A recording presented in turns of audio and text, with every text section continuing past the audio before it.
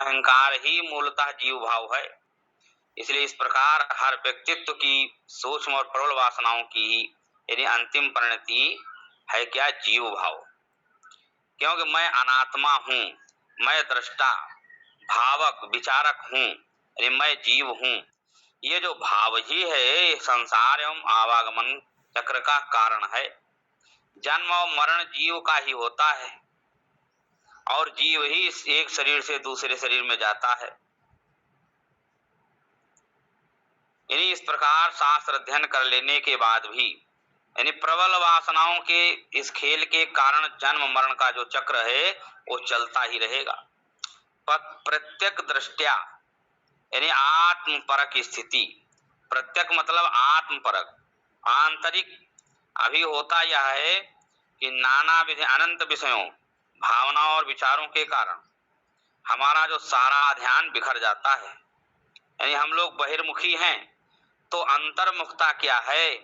यानी देह, मन, बुद्धि और विषय भाव विचार यानी संसार से पूरी तरह प्रत्याहार करके यानी मन को उस परम तत्व की ओर प्रवृत्त करना ही, उसमें लगाना ही अंतर्मुखता है। आत्माभिमुख होने के लिए हमें मानसिक रूप से कर्ता भाव यानी मैं करता हूँ, इस भाव को त्यागना चाहिए। क्योंकि कोई दूसरा इसमें हमारी मदद नहीं कर सकता है। हर एक को स्वयं संघर्ष करना है और अपना पथ बनाना है। यानी मैं करता हूँ व भोगता हूँ। इस कर्तृत्व भोक्तृत्व के भाव से छुटकारा पाना ही हमें मुक्ति पथ पर अग्रसर होना है। यानी मुक्ति इस जीवन के बाद की अन्यत्र अथवा किसी सुदूर भविष्य की बात नहीं है। वह तो यहीं और अभी प्राप्त होने वाली चीज है, इसी लोक में और इसी शरीर में। इसलिए मननशील मुनियों को यह मुक्ति मिलती है। इसलिए वो सचमुच मुक्त है जो वासनाओं के बंधन से छुटकारा पा गया है। इसलिए मुक्ति का अर्थ मतलब वासनाओं से मुक्ति। वासनाएं जो राग, द्वेष, काम, लोभ आदि को निर्मित करती हैं, और ये काम जो है, राग है, द्वेष है आदि जो है, व्यक्ति को उसके सत स्वरूप से दूर हटा करके जो है विषय संसार में ढकेल देते हैं उसकी तुष्टि के लिए। अहम मामेति यो भावो देक्षा देहाच्छादानवात्मनि अध्यासोऽयं निरस्तव्यो विदुषा स्वात्मनिष्ठया। यानी झगड़ा तूने पाया और तू ही इसे निबेर, और दूजे से सुलझे नहीं यही अटपटो फेर, और यही अटपटो फेर दूजो हाथ लगावे दोनों उल्टो उलझे। और कहा गिरधर कबीराय भ्रांति का पटके पगरा, अहम ब्रह्म जब लखे तभी यह छूटे झगड़ा। इसलिए देह, इंद्रिय इत्यादि जो अनात्म वस्तु में मैं और मेरा का भाव जो आरोपित करना ही अध्यास है। इसलिए विद्वान पुरुष को अपनी आत्मनिष्ठा द्वारा इन इस अध्यास को समाप्त कर देना चाहिए। वासनाओं से मुक्ति पाने के प्रयास में यानी नाना प्रकार की बाधाएं उपस्थित हो सकती हैं। इसलिए इनका निराकरण किस प्रकार किया जाए, इसे ही क्रमशः समझाया जा रहा है। यानी सबसे प्रमुख बाधा क्या है? मैं और मेरा। यानी मैं और मोर तोर तय माया, यही बस कीन्हे जीव निकाया। यानी ये पार्थिव शरीर के भीतर निवास करने वाला जीव ही जो है अहम पद से जाना जाता है। और यही अहम जब विषय संसार में प्रलंबित होता है तो मम कहलाता है। यानी दूसरे शब्दों में मम या मेरा यानी विषयीकृत मैं ही है, और विषय जगत में जो है प्रक्षेपित यानी प्रतिबिंबित अहम ही मम है। अब है अभी जो है स्थूल और सूक्ष्म शरीरों में जो है इंद्रिय, मन, बुद्धि में जो है अहमता यानी मैंपन की जो भावना है, इन सबों का संगठन ही मानो मैं हूँ। अतः मैं अपनी इस अहमता को अपने चारों ओर के परिवेश में विस्तीर्ण देखता है और करता है, और फिर उन्हें अधिकार पूर्वक मेरा कह देता है। यानी मैं यह हूँ, इस अध्यास को दूर करना चाहिए। निरस्तव्य यानी विद्वान व्यक्ति यदि इस प्रकार के सतत विचार करता रहे कि मैं वह चैतन्य हूँ, यानी जिसके कारण देह, इंद्रियां, मन और बुद्धि कार्य कर रही हैं, तो वो भ्रांत धारणाओं से यानी अपने आप को ऊपर उठा सकता है। यानी बारंबार विचार करे कि मैं इन उपाधियों के क्रियाकलापों का केवल साक्षी मात्र हूँ, कि मैं ब्रह्म हूँ।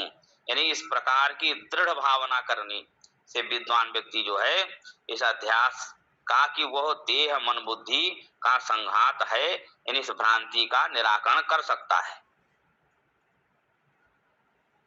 ज्ञात्वा संप्रत्यगात्मानं बुद्धि तद्वृत्ति साक्षिणं सोहमित्येव सद्वृत्त्या अनात्मान्यात्ममतिं जहि।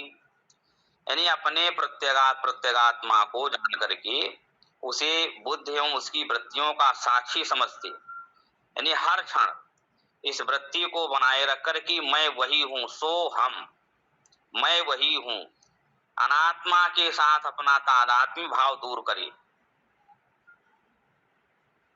यानी सोहमस्मि इति वृत्ति अखंडा दीप शिखा सोई परम प्रचंडा। अब यहाँ ज्ञान का आशय पुस्तकीय ज्ञान से है, यानी ग्रंथों के बौद्धिक आकलन मात्र से। तो ज्ञात्वा का मतलब हुआ बुद्धि से पुस्तकीय ज्ञान को समझकर। अब हमारे अंतरतम में विद्यमान आत्मा को, यानी हमें बुद्धि और उसकी वृत्तियों के साक्षी रूप में जानना है। उसके स्वरूप को समझने और जानने के बाद उसकी ओर बढ़ना है। बढ़ने का मतलब है कि ऐसी दृढ़ भावना, यानी ऐसा स्वाग्रह करना कि मैं वह हूँ, हंसा, यानी वही मैं हूँ, सोहम। इस प्रकार जो है शरीर, मन और बुद्धि के हर स्पंदन के साक्षी मात्र बन करके रहना और जीना सीखो। सोहम के इस अभ्यास से हमारी ये जो धारणा है दृढ़तर होती जाती है और बुद्धि में गहराई से प्रतिष्ठित हो जाती है कि मैं आत्मा हूँ। अभी तो हम पक्की तरह इतना भी ही समझ पाए हैं कि हम देह, मन और बुद्धि हैं, तो इस धारणा को दूर करना चाहिए और मैं आत्मा हूँ, इस भावना को पोषित करना चाहिए। पहले हमें बताया गया कि किस प्रकार स्वात्मनिष्ठा में लगे रह करके हम जो है अहम और मम, यानी मैं और मेरा की बाधा को दूर करें। अब यहाँ पर बताया जा रहा है कि विभिन्न उपकरणों, यानी मन, बुद्धि, इंद्रिय आदि के संघात से बने इस व्यक्तित्व में बसे अहम केंद्रित यानी जीव भाव को किस प्रकार से त्यागें।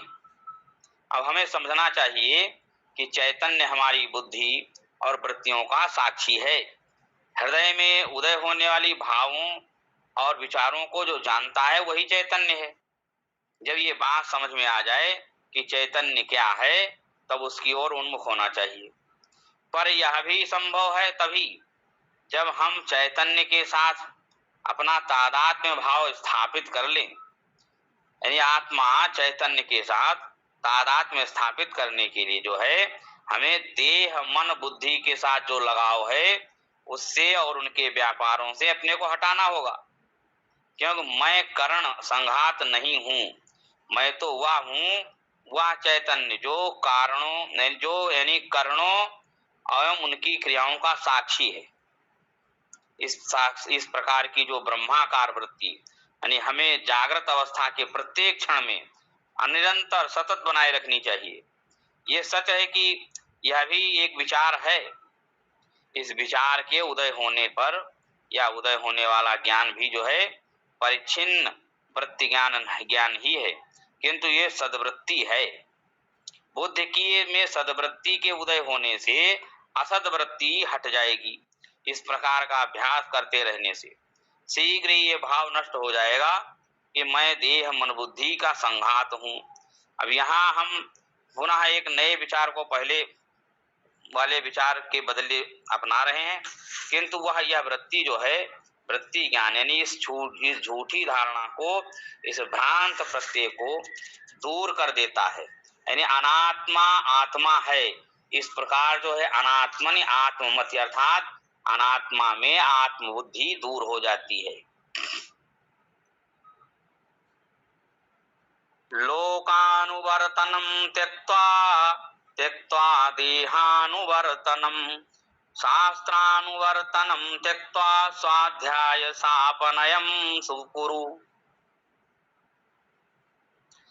यानी लोक वासना को, देह को सुंदर पुष्ट बनाने की धारणा को और अनावश्यक रूप से शास्त्र अध्ययन को त्याग करके यानी आत्मा परक जो आरोपित अध्यास को दूर करने का अभ्यास करो। अनुवर्तनम यानी अनुकरण, अंधा अनुकरण जो है वो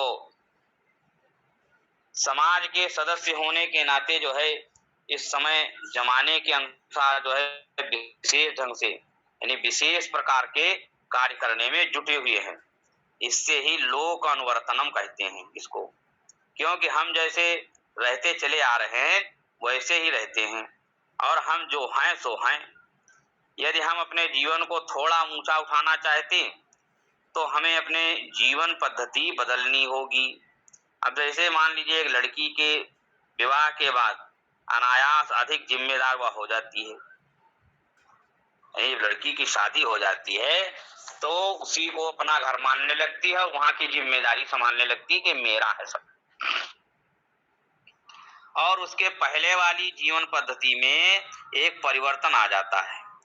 इसी प्रकार यदि कोई लड़का वयस्क होता है फिर प्रौढ़ होता है और हर स्तर पर उसकी जीवन पद्धति बदलती है, नई शुरू होती है। इसी प्रकार यदि तुम आध्यात्मिक पथ पर यानी दृढ़ता से आरूढ़ होना चाहते हो तो अपने में परिवर्तन लाओ, यानी जीवन की उन पुरानी मान्यताओं और जीने की उन पुरानी विधियों को त्यागो। बिना इसके जीवन और जीने का नया आयाम प्राप्त नहीं हो सकता।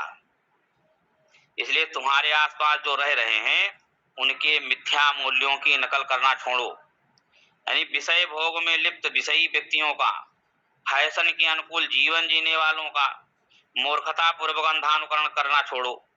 आध्यात्मिक उद्देश्य को सामने रख करके नए सिरे से जो है बुद्धिमत्ता पूर्वक जो है सुनियोजित जीवन जियो। और यदि तुम सच्ची साधना करना चाहते हो तो तुमको अपने जीवन की दिशा और दशा दोनों तो मोड़नी ही होगी। इसलिए सबसे पहले अपने लोकानुवर्तन का त्याग करो। अब देहानुवर्तनम, अभी तक लोकानुवर्तन का है, अब जो है देहानुवर्तन के विषय में देह की मांगों को चुपचाप पूरा करते जाना। यानी हम लोग अभी तक अपने अपने शरीर के दास रहते हुए आए हैं, क्योंकि उसको खिलाना पिलाना, उसकी देख रेख करना, उसको हर्ष पुष्ट करना, बीमार पड़े तो उसको अस्पताल ले जाना और जब स्वस्थ रहे तो उसकी सारी शक्ति भोग विलास में खर्च कर देना। यानी इस प्रकार जब देखो तब देह की सेवा में हम हाथ बांधे खड़े रहते हैं। इसका भी त्याग करना चाहिए। आचार्य कहते हैं कि देह में रहते हुए ही देहवत ना रहो, भोग में नहीं डूबो। इसके बाद जो चीज छोड़नी है वह है शास्त्र अनुवर्तनम, यानी बिना गूढ़ाशय समझे शास्त्रों का अंधा अनुकरण करना। यानी कुछ भाष्यकार तो इस पद का कुछ अर्थ ये लगाते हैं कि आध्यात्मिक आदर्श और धार्मिक जीवन पद्धति संबंधी पुस्तकों को छोड़ करके अन्य किसी भी प्रकार की पुस्तक नहीं पढ़ना चाहिए। शास्त्रानुवर्तनम नाम मोक्ष प्रयोजक ग्रंथ परिशीलनम बिना इतर ग्रंथाध्यानादिकम शास्त्रपदम कर्म शास्त्रम परम वा। यानी इन तीनों को छोड़ करके फिर क्या करना चाहिए? कहते हैं इसका मतलब है कि स्व अध्यास, यानी ये भ्रांत धारणा कि मैं देह मन बुद्धि हूं, यानी मैं देह हूं, न मैं मन हूं, न मैं बुद्धि हूं। यानी मनो बुद्धि अहंकार चित्तानि नाहम न च श्रोत्र जीवे न च घ्राण नेत्र चिदानंद रूपा शिवोहम शिवोहम। यानी इसे समाप्त करो, अपनयम कुरु, यानी संक्षेप में